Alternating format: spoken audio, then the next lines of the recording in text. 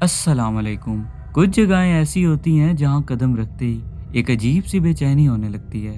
दिल घुटने लगता है और अंदर से आवाज़ आती है कि यहाँ रुकना ठीक नहीं है। ऐसी जगहों के बारे में हमारे बुजुर्ग कहते हैं कि ये जगहें भारी होती हैं। वहाँ कोई और भी होता है जो आपको देख रहा होता है। अगर आपको कभी भी ऐसा महसूस हो तो फ़ौरन आयतल कुर्सी पढ़ लें। इस तरह हमारी ऐसी मखलूक़ात से हिफाजत हो जाती है। आज जो वाक़यात मैं आप सबके लिए लाया हूँ, ये वाक़यात बहुत ही इंटरेस्टिंग है जो आपको सोचने पर मजबूर कर देंगे। अगर आप कमज़ोर दिल हैं तो ये वीडियो अभी स्किप कर दें, और अगर फिर भी देखना चाहते हैं तो आयतल कुर्सी ज़रूर पढ़ लें, क्योंकि कहा जाता है कि जब इन मखलूक़ात का जिक्र होता है तो ये बहुत दिलचस्पी से आपके करीब आ जाती हैं और अपनी बातें सुनने लगती हैं। आज की एपिसोड का पहला वाक़या एहतशाम ने भेजा है। आइए सुनते हैं उन्हीं की ज़ुबानी।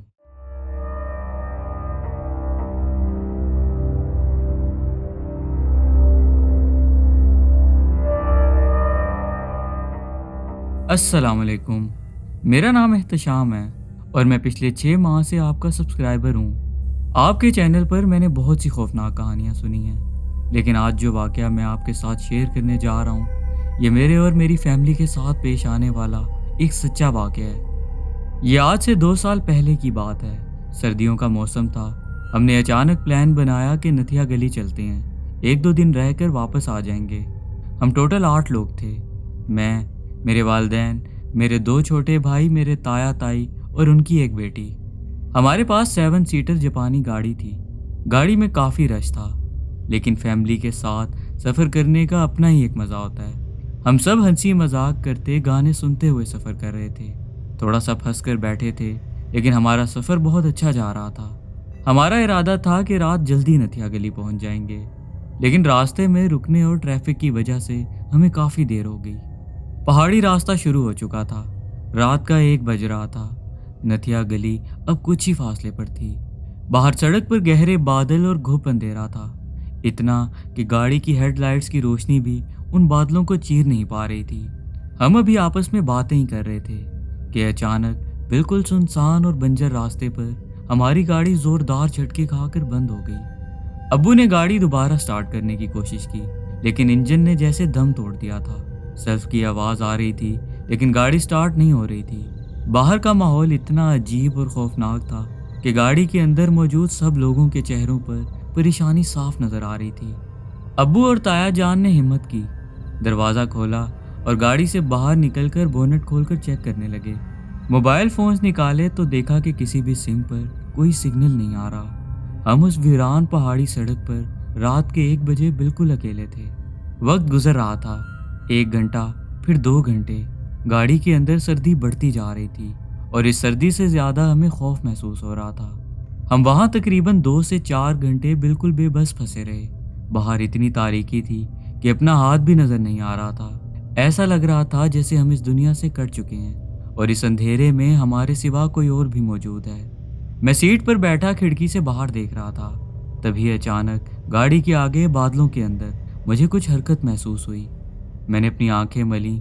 ऐसा लगा जैसे कोई हमारी तरफ आ रहा है। मैंने फौरन अब्बू और ताया जान को बताया, जो अब थक हार कर वापस गाड़ी में आकर बैठ चुके थे। हम सबकी नज़रें सामने विंड स्क्रीन पर टिक गईं। सड़क पर बादलों के उस पार कुछ लोग हमें अपनी तरफ आते हुए दिखाई दिए, लेकिन उनके कदमों की कोई आवाज़ नहीं आ रही थी। बस उनके साए आहिस्ता आहिस्ता हमारे करीब आ रहे थे। शुरू में हमें लगा कि शायद कोई मकामी लोग हैं या कोई और मुसाफिर हैं जिनकी गाड़ी हमारी तरह ख़राब हो गई है। एक लम्हे के लिए हमें सुकून मिला कि चलो कोई मददगार तो मिला। इसी दौरान अब्बू ने शीशा मज़ीद नीचे किया और आवाज़ लगाई, भाईजान सुनिएगा, ज़रा मदद कर दें, हमारी गाड़ी ख़राब हो गई है। लेकिन सामने से कोई जवाब नहीं आया। वो लोग बगैर कुछ बोले मुसलसल हमारी तरफ बढ़ रहे थे। जैसे जैसे वो करीब आए, हम सबके रोंगटे खड़े हो गए। उनके चेहरे बिल्कुल सफ़ेद और बेतासुर थे। उनकी आंखों में एक अजीब सी वहशत थी, और सबसे खौफनाक बात यह थी कि वो चलते हुए नहीं आ रहे थे। उनके पाँव ज़मीन पर ही नहीं थे, बिल्कुल वो जैसे हवा में तैरते हुए आ रहे हों। गाड़ी के अंदर एक अजीब सी खामोशी हो गई। मेरी वालिदा और ताई जान ने कांपती हुई आवाज़ में आयतल कुर्सी और सूरतें पढ़ना शुरू कर दी। छोटे भाई डर के मारे रोने लगे, और फिर वो हुआ जिसने मुझ समेत मेरी पूरी फैमिली को हैरान कर दिया। जब वो लोग गाड़ी के बिल्कुल करीब पहुंचे, इतना करीब कि अगर हम शीशा नीचे करते तो उनको छू सकते थे। वो सब के सब अचानक बिल्कुल हमारी आंखों के सामने हवा में गायब हो गए। रिजवान भाई, वो बिल्कुल ऐसे गायब हुए जैसे धुआं हवा में उड़ जाता है। ना कोई आवाज़, ना कोई निशान, वो बिल्कुल गायब हो चुके थे। ताया जान और अब्बू के चेहरों पर हवाइयाँ उड़ी हुई थी। मुझे आज भी याद है, अब्बू के हाथ बुरी तरह से कांप रहे थे। उन्होंने बुलंद आवाज़ में आखिरी बार दरूद शरीफ पढ़ते हुए गाड़ी की चाबी घुमाई तो एक मौजज़ा हुआ। जो गाड़ी पिछले 4 घंटे से किसी सूरत स्टार्ट नहीं हो रही थी, वो एक ही झटके में स्टार्ट हो गई। अब्बू ने फ़ौरन गियर लगाया और हमने वहाँ से गाड़ी इतनी तेज़ी से भगाई जितनी भगाई जा सकती थी। जब हम नथिया गली अपने होटल पहुँचे तो सुबह की अजानें हो रही थी। आज भी जब हम उस रात के बारे में सोचते हैं तो जिस्म में एक अजीब सी कैफियत हो जाती है। वो 4 घंटे हमारी ज़िंदगी के सबसे लंबे और खौफनाक घंटे थे। वो लोग कौन थे, कहाँ से आए थे और गाड़ी के इतने करीब आकर वो हवा में कैसे गायब हो गए, ये बात हम फैमिली वाले आज भी डिस्कस करते हैं। रिजवान भाई, आखिर में बताता चलूँ कि इस वाक़े के बारे में जब मेरी दादी को बताया गया तो उन्होंने एक अजीब बात बताई।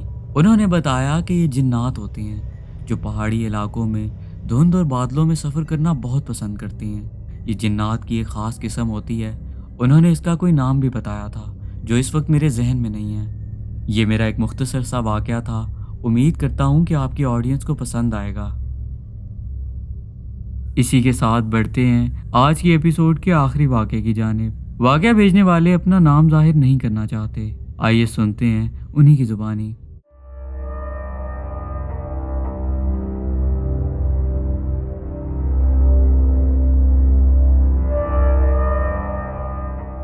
अस्सलाम वालेकुम। मैं आपके चैनल का बहुत पुराना सब्सक्राइबर हूँ और आपकी हर वीडियो शौक से देखता हूँ। जिस तरह से आप वाक़यात सुनाते हैं, एक अजीब सा खौफ और सस्पेंस पैदा हो जाता है। आज मैं अपनी ज़िंदगी का सबसे खौफनाक और एक अजीब वाक़या सुनाने जा रहा हूँ। एक ऐसा वाक़या जो मुझे याद आ जाए तो मेरी नींद उड़ जाती है, मैं रातों को सो नहीं पाता। ये बात ज़्यादा पुरानी नहीं है, बात है पिछले साल नवंबर की, जब मैं और मेरे 3 दोस्त नथिया गली के ट्रिप पर गए थे। नवंबर का आखिरी हफ्ता था, सर्दी अपने अरूज पर थी और नथिया गली में असर के वक्त थी एक अजीब सी धुंध छा जाती थी। हमारी बुकिंग नथिया गली में मार्केट से थोड़ा आगे एक आइसोलेटेड एरिया में थी। रास्ता कच्चा था और दोनों तरफ लंबे लंबे पाइन के दरख्त थे। धुंध इतनी गहरी थी कि गाड़ी की हेडलाइट्स भी बस कुछ कदम तक ही देख पा रही थी। वो धुंध थी या बादल, ये मैं कुछ ठीक से नहीं समझ सका। बस ऐसा लग रहा था जैसे हम किसी और ही दुनिया में एंटर हो रहे हों। दरख्तों के साए गाड़ी के शीशों पर पड़ रहे थे और उनकी शक्लें हवा से हिलकर किसी अजीब मखलूक की तरह लग रही थी। रात के 8 बजे हम उस रेस्ट हाउस तक पहुंच गए। ये एक पुराने स्टाइल का लकड़ी का कॉटेज था, लेकिन उसे देखकर मुझे कोई अच्छी फीलिंग्स नहीं आ रही थी। बाहर से दिखने में एक अजीब सी वीरानी और उदासी थी। वहाँ सिर्फ एक केयरटेकर था, एक बूढ़ा आदमी जिसकी आंखें अजीब सी बेजान थीं। उसने हमें चाबी दी और बस इतना कहा कि रात को छत वाले कमरे का दरवाज़ा अच्छी तरह लॉक रखना और जो भी हो बाहर मत निकलना। रिजवान भाई, उस वक्त हम अपने माहौल में थे। हमने उसकी इस बात को ज़्यादा सीरियस नहीं लिया, अपना सामान उठाया और अंदर आ गए। कॉटेज अंदर से बहुत ठंडा था। लकड़ी के फर्श पर चलने से किरकिर की आवाज़ें आ रही थीं। कुछ देर आराम किया। आराम करने के बाद हमने आग जलाई, उसी के साथ साथ खाना खाते रहे और थोड़ी देर गपशप करने के बाद सोने के लिए चले गए। उस कॉटेज के कमरे 2 ही थे। मैं और मेरा दोस्त अली ऊपर वाले फ्लोर में थे और बाकी 2 दोस्त ग्राउंड फ्लोर पर। हम सब दोस्त थके हारे गहरी नींद सो रहे थे। रात के शायद 2 या 2:30 बज रहे थे। कमरे में घुप अंधेरा था। बाहर हवा इतनी तेज चल रही थी कि खिड़कियां आवाज कर रही थीं। अचानक मेरी आंख खुली तो मैंने बेचैनी में फ़ोन की टॉर्च ऑन की। कमरे का टेम्परेचर अजीब तरीके से गिर रहा था। कभी कमरे की हवा गर्म हो जाती और अगले ही लम्हे ऐसी सर्द हो जाती कि बस ना पूछें। इसी दौरान कमरे का टेम्परेचर कुछ देर के लिए गर्म हुआ और उसके बाद इतना ज़्यादा गिर गया कि मेरी सांस धुएं की तरह हवा में नज़र आने लगी। मैंने फ़ौरन से रज़ाई ठीक की, लेकिन इसी दौरान मुझे अपने सर के बिल्कुल ऊपर छत पर किसी के चलने की आवाज़ आई, जैसे कोई बहुत भारी बूट्स पहनकर आहिस्ता आहिस्ता चल रहा हो। छत लकड़ी की थी, इसलिए आवाज़ बहुत वाज़ेह थी। मैं पहले समझा कि शायद बंदर होंगे, लेकिन कदमों की आवाज़ बिल्कुल किसी बड़े इंसान की थी। एक हिस्से से शुरू होकर दूसरे कोने तक जाती। میں نے علی کو جگانا چاہا لیکن وہ گہری نیند میں تھا۔ تبھی وہ قدموں کی آواز چھت سے ہوتی ہوئی ہمارے کمرے کی باہر والی بیلکنی تک آ گئی۔ میرا دل اتنا زور سے دھڑکنے لگا کہ مجھے اپنے کانوں میں اپنی ہی دھڑکن سنائی دے رہی تھی۔ بیلکنی والے دروازے کے نیچے سے جو تھوڑی بہت چاند کی روشنی آ رہی تھی، وہاں مجھے ایک لمبا کالا اور عجیب سا سایہ کھڑا نظر آیا۔ وہ سایہ کچھ عجیب سا تھا، جیسے کسی انسان کا نہ ہو، اور سب سے خوفناک بات یہ تھی کہ وہ اندر آنے کی کوشش نہیں کر رہا تھا، وہ بس ایک ہی جگہ پر کھڑا تھا۔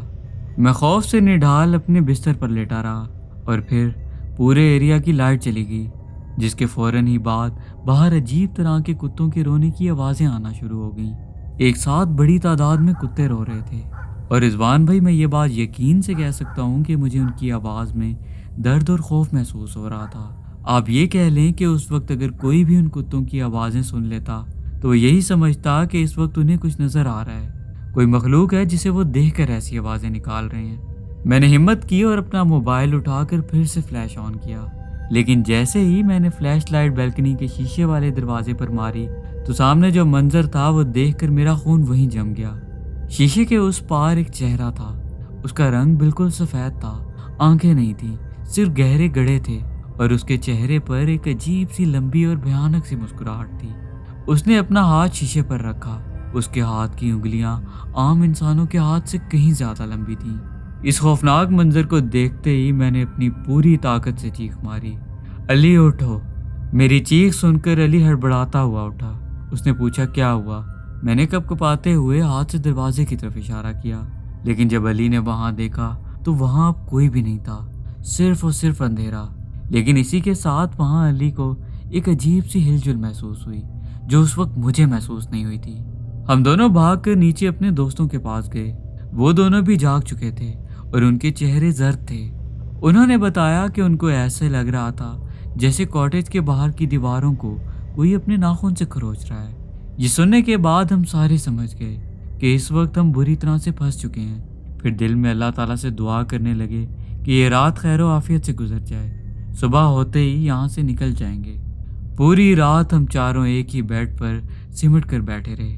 ہمارے پاس باہر نکلنے کا کوئی راستہ نہیں تھا، کیونکہ باہر کا ماحول ایسا بن چکا تھا جیسے غیر مرئی مخلوقات کی صبح ہوئی ہو۔ ہوا کی آواز کے بیچ ہمیں کئی بار رونے کی اور کبھی عجیب سی بھیانک ہنسی کی آوازیں آتی رہیں۔ وہ رات میری زندگی کی سب سے لمبی رات تھی، جو کس طرح سے گزری یہ میں آپ کو الفاظ میں نہیں بتا سکتا۔ جیسے ہی فجر کی اذان کی آواز آئی، ویسے ہی سب آوازیں اچانک رک گئیں، جیسے کسی نے سوئچ آف کر دیا ہو۔ مکمل سناٹا چھا گیا۔ ہم نے اپنا سامان بنا پیک کیے ویسے ہی گاڑی میں پھینکا اور وہاں سے نکلنے کی۔ جب ہم باہر نکلے تو ہم نے سوچا کیئر ٹیکر کو چابی دے دیں اور اسے پوچھیں کہ یہ سب کیا تھا، لیکن اس کا کوارٹر اندر سے لاک تھا اور وہاں عجیب سی بدبو آ رہی تھی۔ اس وقت ہم نے رکنا بالکل بھی مناسب نہیں سمجھا اور سیدھا نتیا گلی بازار پہنچ کر بریک لگائی۔ وہاں ایک لوکل چائے والے کے پاس بیٹھ کر ہم نے اس کو اپنے کاٹیج کا نام اور لوکیشن بتائی، جسے سن کر اس کے چہرے کا رنگ فوراً بدل گیا۔ اس نے ہمیں عجیب سی نظروں سے دیکھا اور کہا کہ آپ وہاں رات گزار آئے؟ وہ ریسٹ ہاؤس تو پچھلے 10 سال سے بند پڑا ہے۔ وہاں جو پہلے کیئر ٹیکر ہوتا تھا، بابا رحیم نام تھا اس کا وہاں انتقال ہو گیا تھا اور وجہ بھی سامنے نہیں آئی تھی۔ تب سے وہ جگہ عجیب بن چکی ہے۔ وہاں رات تو دور، دن میں کوئی لوکل بھی نہیں جاتا۔ آپ کو کل چابی کس نے دی؟ رضوان بھائی، جب میں نے اس چائے والے کو اس کیئر ٹیکر کا حلیہ بتایا تو اس نے سننے کے بعد بتایا کہ یہ بالکل بابا رحیم کا حلیہ ہے۔ پچھلی رات جس انسان سے ہم نے چابی لی اور بات کی، اس انسان کو فوت ہوئے ایک بڑا عرصہ گزر چکا تھا۔ رضوان بھائی، یہ سب کچھ میں نے اپنی آنکھوں کے سامنے ہوتے دیکھا ہے۔ یہ سب کیا تھا میں آج تک نہیں سمجھ پایا، لیکن آج بھی سردیوں کی رات میں جب ہوا کی تیز آواز آتی ہے، مجھے وہی لمبی بھیانک مسکراہٹ یاد آ جاتی ہے جو اس رات میں نے دیکھی تھی۔ یہ تھا میرا واقعہ، ایسا واقعہ جو ہم سب دوستوں کی سمجھ سے بھی باہر ہے۔ ہمارے ساتھ کب کیا ہو گیا ہمیں کچھ پتہ نہیں چلا۔ آپ اسے اپنے چینل پر ضرور سنائیے گا۔ میں آج کے واقعات بھیجنے والوں کا دل سے شکریہ ادا کروں گا کہ انہوں نے اپنا قیمتی وقت نکالا اور اپنے واقعات ہم تک پہنچائے۔ اگر آپ کو یہ ایپیسوڈ پسند آئی ہو اور اگر آپ چاہتے ہیں کہ ایسی مزید ایپیسوڈز میں آپ سب کے لیے لاتا رہوں تو اس ویڈیو کو لائک اور شیئر کرنا بہت ضروری ہے۔ اگر آپ میرے چینل پر نئے ہیں یا ابھی تک سبسکرائب نہیں کیا تو جلدی سے سبسکرائب کر لیں اور بیل آئیکن پر کلک کر کے آل کا نوٹیفیکیشن آن کر لیں۔ اس سے ہوگا یہ کہ میری آنے والی ویڈیوز کا نوٹیفیکیشن آپ کو وقت پر مل جائے گا اور میری ہر ایپیسوڈ آپ سب تک آسانی سے پہنچ پائے گی۔ آپ سب نیچے دیے گئے نمبر پر اپنی سٹوری شیئر کر سکتے ہیں اور کمنٹ سیکشن میں اپنی قیمتی رائے کا اظہار بھی کر سکتے ہیں۔ اسی کے ساتھ میں اجازت چاہوں گا، جلد ہی نئے ایپیسوڈ کے ساتھ حاضر ہوں گا۔ آپ سب اپنا بہت خیال رکھیے گا، تب تک کے لیے اللہ حافظ۔